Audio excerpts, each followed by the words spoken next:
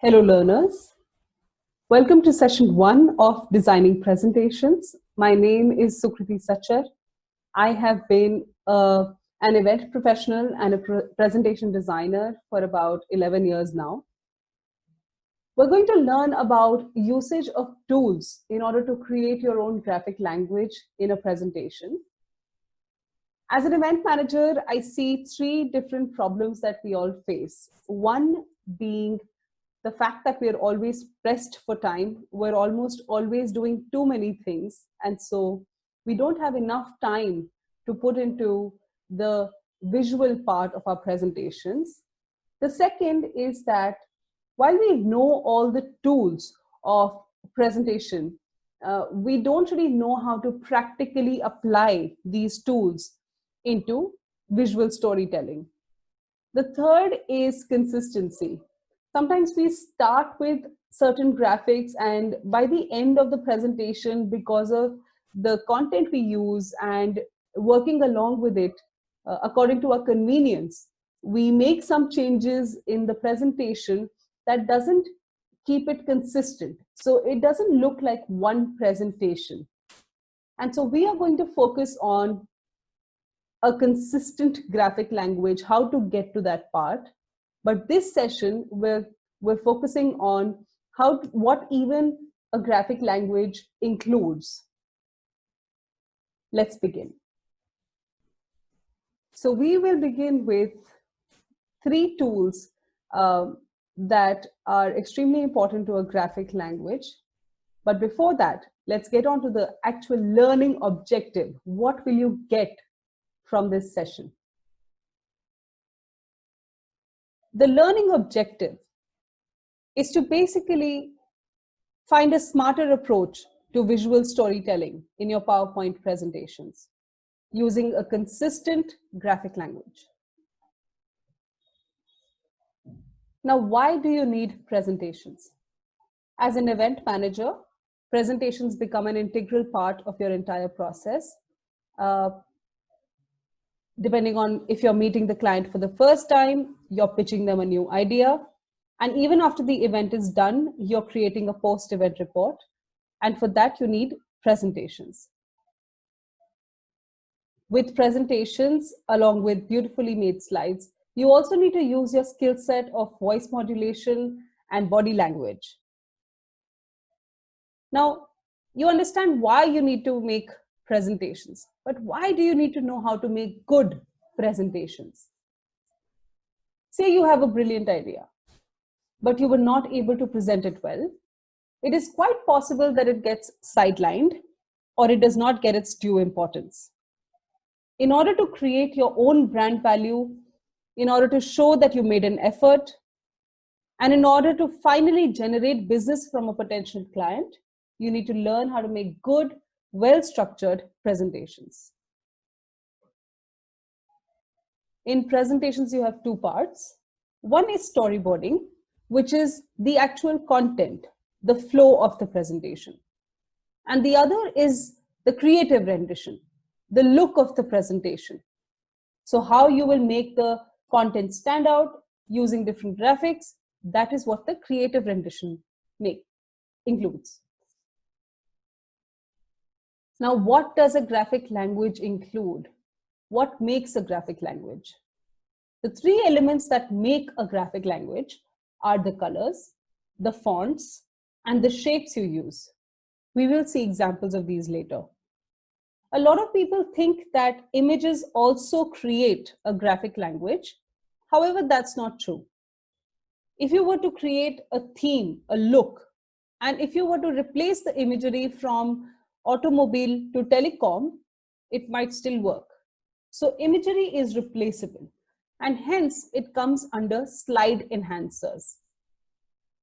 I think you can enhance your slides using images, using animations and transitions, and also using media, sound and video. But in this session, we will focus on these 3 points: the colors, fonts, and shapes. In order to find the colors that you will use for your presentation, you need to research about the brand. what does the brand logo look like? What colors are dominant in their website, in their logo, in their other graphics?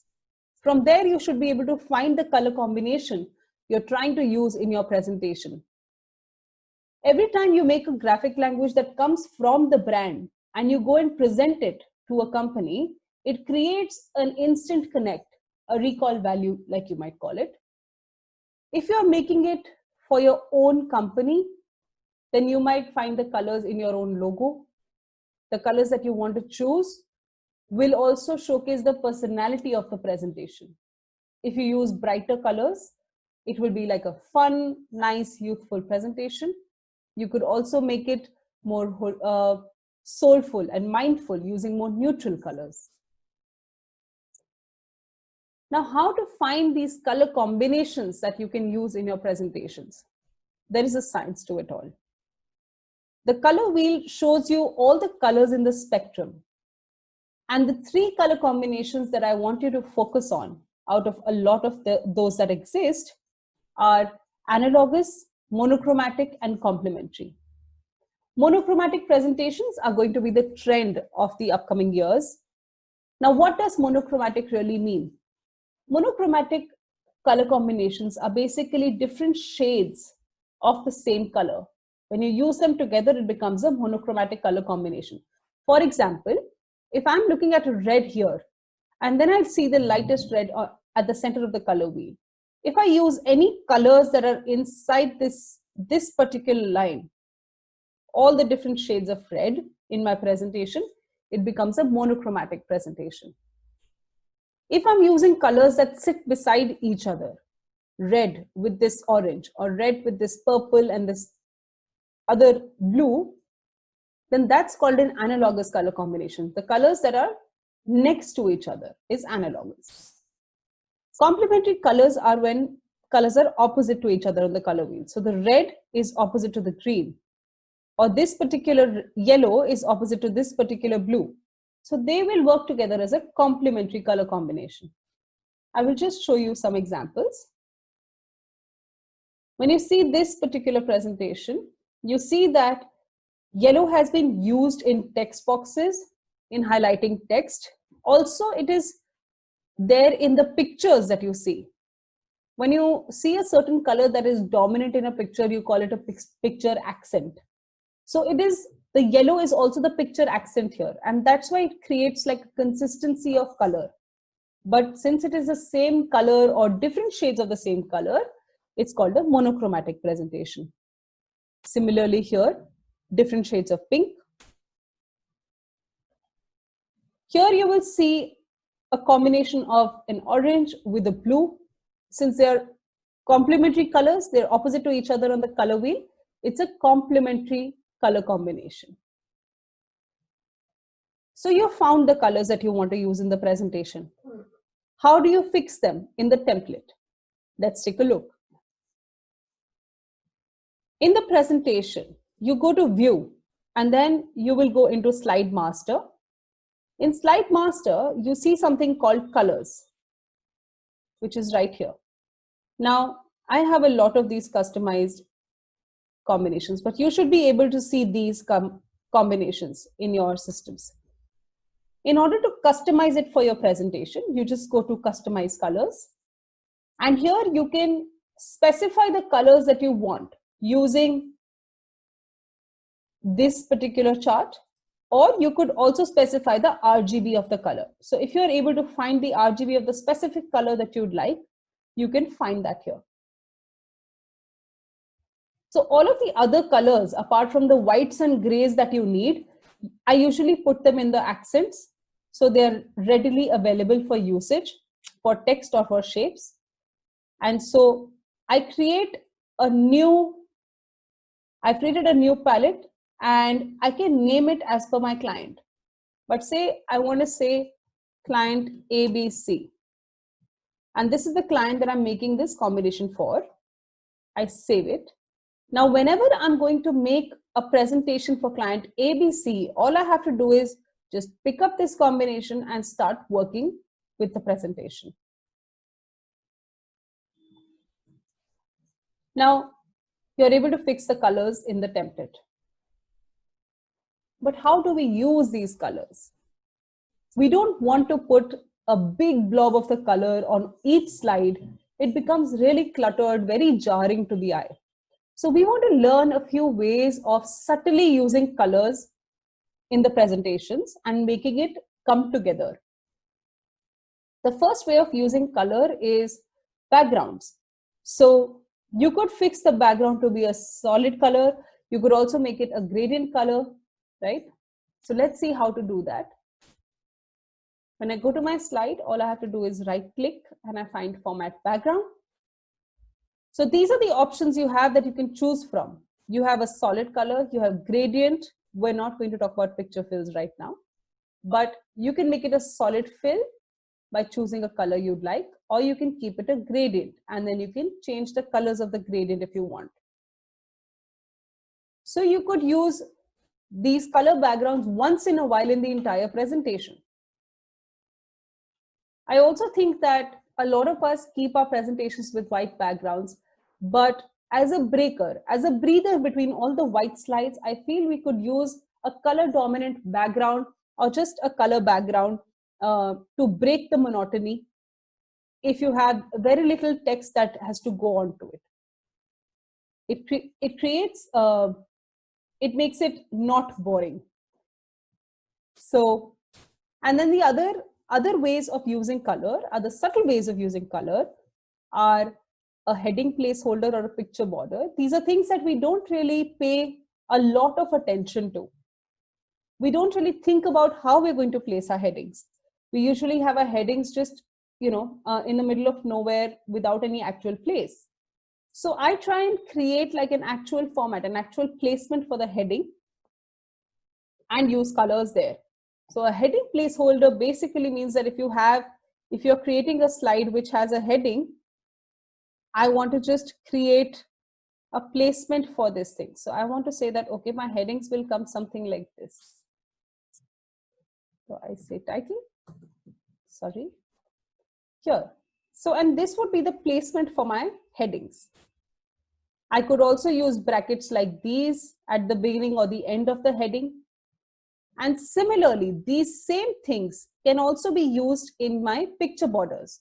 So my picture border can also have these colored elements. So if my entire slide is white and I'm using these small little things to showcase the color, it becomes part of my graphic language. Now, in text highlighting also, we use a lot of the times we use bold, underline, italics, right? What you can also use is you can increase the font size of the words that you want to highlight. You can also change the font. I do not recommend that, but you can also change the font if you'd like. And also you can change the color. So if pink, like I'm working with pink right now, if pink is my heading placeholder color or it becomes my picture bracket, I can also use it to highlight my text while making it bold and italics. Now, picture tints. What do I mean by picture tint? This is the original picture.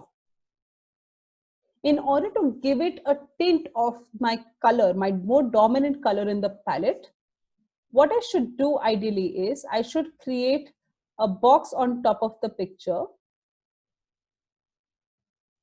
And all I need to do is increase its transparency a bit so that there is a tint to the picture.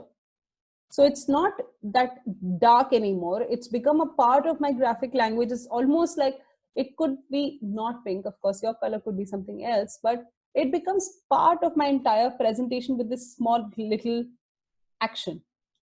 We don't really think about these things. We don't really think about images, but you could if you'd like to. Also, another way of using colors in pictures is picture accents. So like I said earlier, when a picture has a more dominant color in it, that's called a picture accent. That color is the picture accent color. So like we've been using pink for all the other things. This is a picture that I would ideally use if I had to, because it has more pink in it. It makes it more aligned with my brand colors, so to say.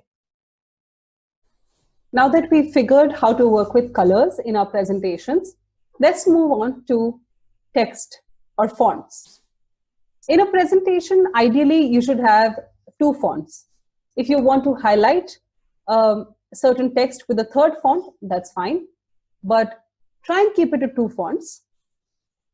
Now, there are two types of fonts that you find in general. There is a serif font and a sans serif font. What does this mean? So a serif font is essentially a font which has this triangular edge at the end of the letters. So you see the F, you see the R, there's a triangular edge to it. Sans serif means, sans means without. So it means without the triangular edge. So any font that is a very clean ending is a sans serif font. The kind of fonts that you need for a presentation, the first is a heading font, which is a bold, very readable font. Whenever you find fonts for your presentation, make sure they're readable in terms of letters and numbers as well. Apart from headings, you also need a content font. A content font has to be readable even more because it's in a smaller font size, right? And then the third could be if you'd like to highlight some text on certain slides, you could use some cursive fonts if you'd want. Like we fixed colors in a template, you can also fix fonts in a template. Let's take a look. So we go back to our slide master and you see fonts under colors. Again, there are a lot of combinations I have, but you should be able to find certain combinations that already exist. You can customize those combinations by going to customize fonts. And here you will see there is a heading font, there is a body font. And you can customize whichever font you like for any of these. Now say I customize this for client ABC like earlier, and I say save.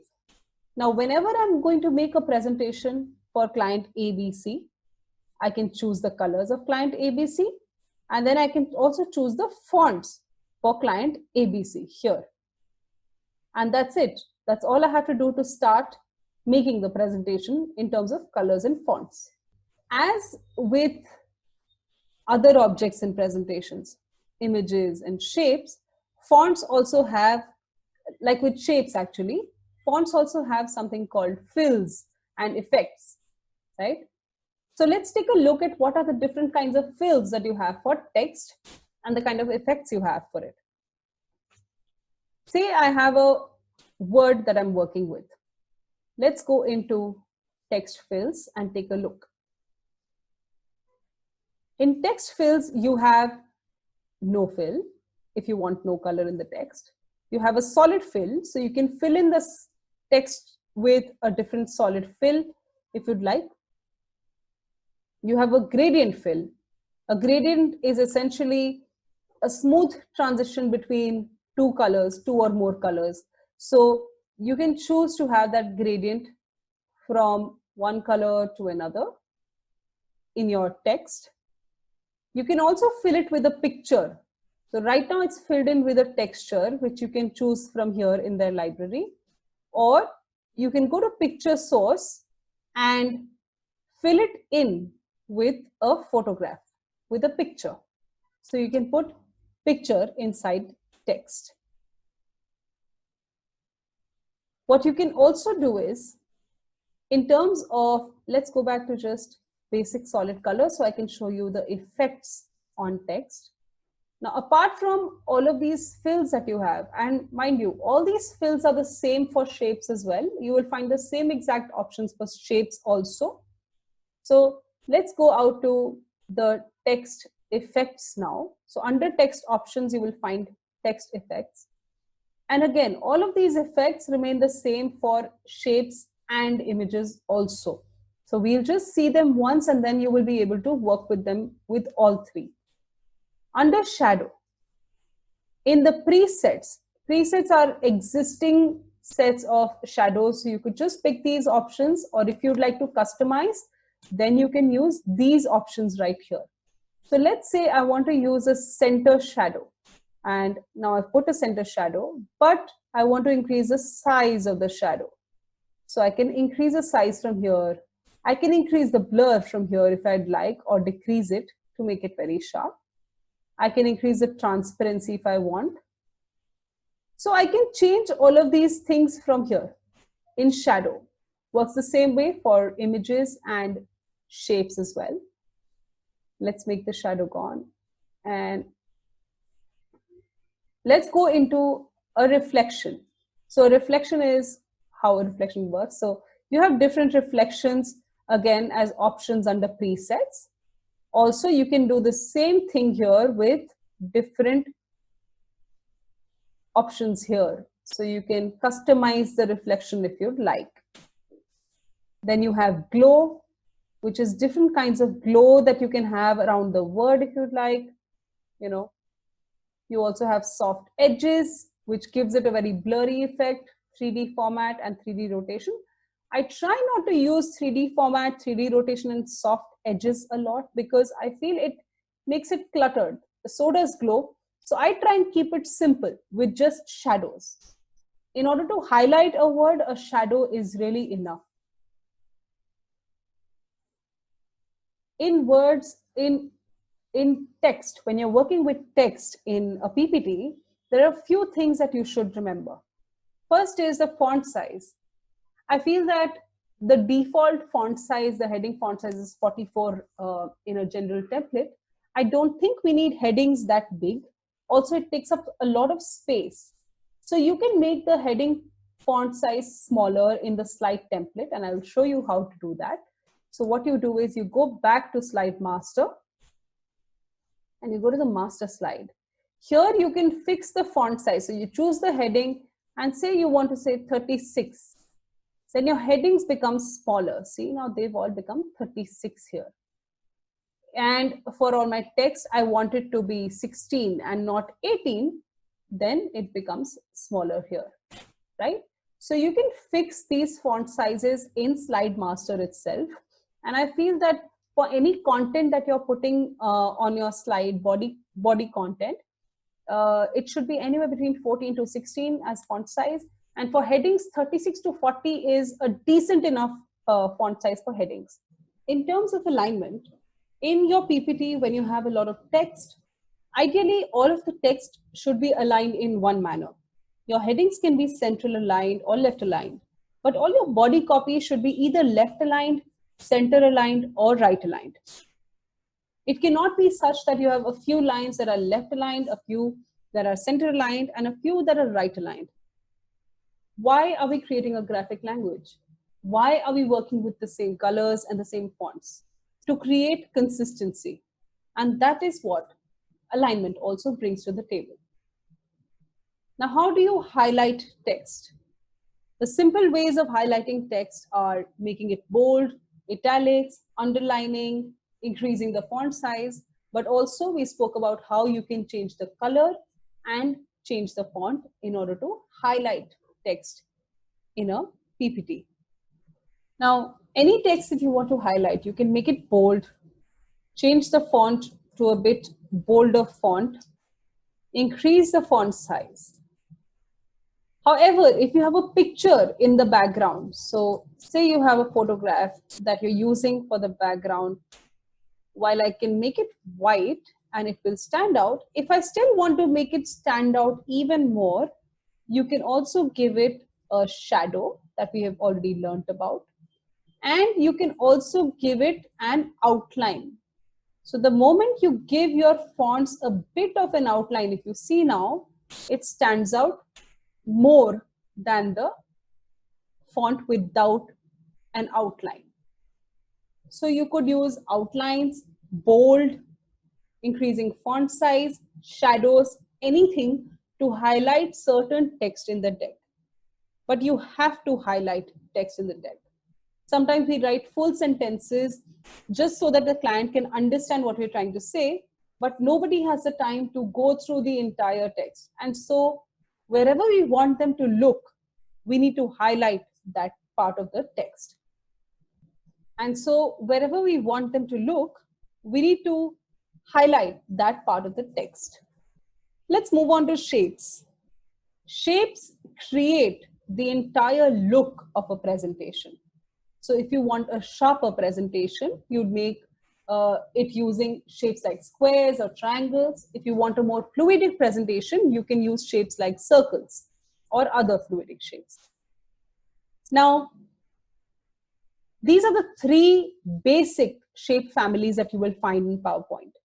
Every other shape comes from these shapes: a triangle, a square, and a circle. So when you take a look at all the shapes that you find in the insert shape panel, you will see that they're all made with combinations of these shapes or basic editing of these three shapes. I'm going to show you 3 slides where you will understand what I'm trying to say. When you see all these shapes, you see that they should belong to one family. They all belong to the triangular family because they all get made using triangles, and they all have some common aspects like the edginess, the inclines, the angles, right? Similarly, for circles, you have these shapes. I will not use a normal rectangle in a circular graphic language. I will probably use a rounded rectangle. I will use a teardrop, or I will use a cylinder or an arc. All of these shapes make one family because of the way they look. Similarly, for squares, if I have to use a bracket, I would use a square bracket. If I have to use a speech bubble, I will use a square speech bubble in a square graphic language. Now, how all do you use shapes? The same things that we did with text, we can do with shapes. In terms of fills, we already learned about solid fills. So the same way that you have text, when you go into shape options, you have the same exact options. You can make it a solid fill, or you can make it a gradient fill, right? And also in terms of outlines, outlines also have 3 options. So let's take a look. Outlines, you have an option of no line. You have an option of solid line where you can change the color. Let's increase the width of the outline to make it thicker. So I'm going to increase it to 30 so that you see the outline. That is, you need to use width to increase the outline size. So you can make it a solid outline. You can also make it a gradient outline. So here you can customize colors if you'd like. These outlines work the same way in text and images also. In outlines, there are a few other things. I'm going to make it smaller again. Let me make it 5 instead of 30. You also have something called compound type. Compound type, there are 2-3 options that you see here. So you see double lines, you see a thick line and then a thin line. And when you make these changes, you will only be able to see them when you make your line thicker. As you make it thicker, it will become more apparent, these compounds that you will use, like that. You can also make them different dash types. So I'm going to make it thinner back again so you understand what I mean. Dash types could be dots, could be dashes. Of course, it looks different right now because it's a very thick outline. See, now as I'm making it thinner, it becomes closer dashes. So you could work with all these things in outlines, and the outlines work the same way for shapes, fonts, and images. Like with fills, in terms of images, if I went to I'm going to make a shape and show you exactly what I mean.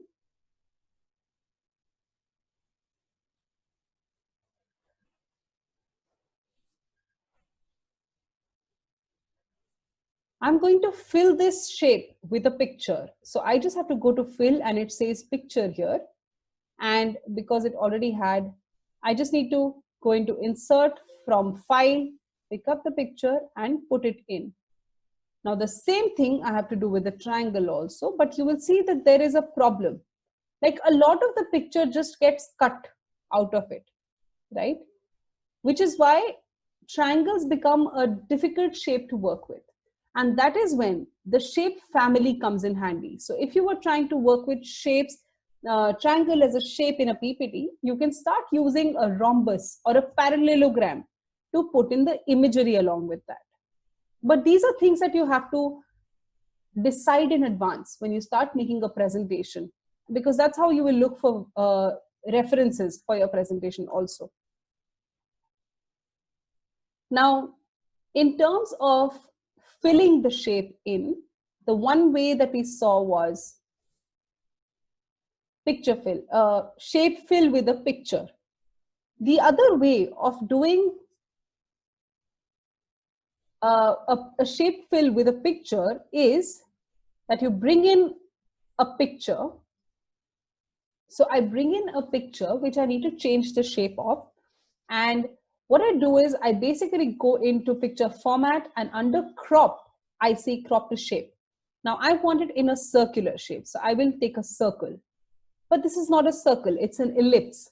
In order to change it to a circle, I need to change its aspect ratio.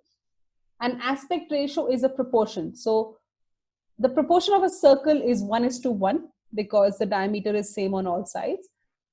Let's go back to crop. Aspect ratio 1:1. So now you see it's become a circle. Here, if I go back to crop, I'm able to move around the picture inside the circle and choose which part of the picture I want inside. So these are two ways that you can put a picture inside a shape. Yes. Now, like in fonts, you had different effects. In shape as well, you have different effects. Like I said, shadow, reflection. This is a shadow. This is a reflection. And this, while it has a reflection, it also has a soft edge. So let me remove the reflection for now. This is what a soft edge does. It makes it, so initially this shape was like this. With soft edges, it makes the edges blurred out. You could use this if you'd need it anytime behind a text box to make it stand out more. Instead of using an exact, like a big box, you can use a soft edges box. Let's talk about how to stylize the shapes that you decide to use in your presentation. Now, say you decide, okay, I want to use circles, but are you going to use the circles with a gradient fill, with a solid fill, along with another shape from the shape family? For example, on this slide, this is a vertical slide, and hence you see it like this. There is a circle, but also there is a combination of circle with arcs. So there are different arcs here. You see a white arc, you see a thicker outline arc. And here also you see a circle, which is a dark color made a bit transparent, a thicker outline along with some arcs. I've used that graphic across this entire PPT to give it consistency. So, but I have not used a plain circle. How am I to use, or how am I to stylize that shape defines how I'm going to put text inside it. Every time you use a shape inside a PPT, it should have some utility.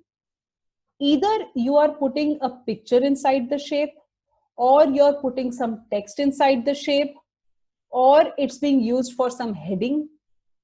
Every shape that you put on your slide should have a use. Please do not use shapes for decorative purposes. For decorative purposes, you have background images. You have other abstract backgrounds that you can use. You do not need to clutter your slide with shapes. In shapes, there are two other things that I want to teach you. With every shape, if you'd like to customize it, mostly you don't need to, but if you have to customize it, there's something called edit points and also something called yellow nodes. Let's take a look. I've just got these sample shapes here. For example, I have a parallelogram. I am going to go to shape format, and if I want to make it a more abstract shape, I go to edit shape, edit points. Every corner of the shape becomes a node, meaning I can pick up the node and put it anywhere I'd like to change the look of the shape. So if I was making a very abstract pop culture kind of a graphic language, I could use it. like this. Now, you can also add nodes. So if you were to go onto an edge and just say add point, you can add a node. You can also delete a node. These are the things that you can do with edit points. Let's make it a parallelogram back because I want to show you something else. You see each of these shapes has this yellow point. You see this yellow node. And in every shape, this yellow point does different things. In a parallelogram, it increases the incline.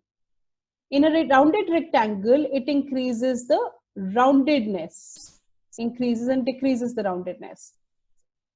In something like this, it increases and decreases the width of this line. Same for a donut, increases and decreases the width. Now, all of these shapes, almost all of these shapes have this yellow node, except the ones in flowchart. Almost all of them will have yellow nodes, and you can work with them in order to see what it does to the shape. We will, in the next session, learn about how to find the right references and how to work with slide enhancers. Thank you.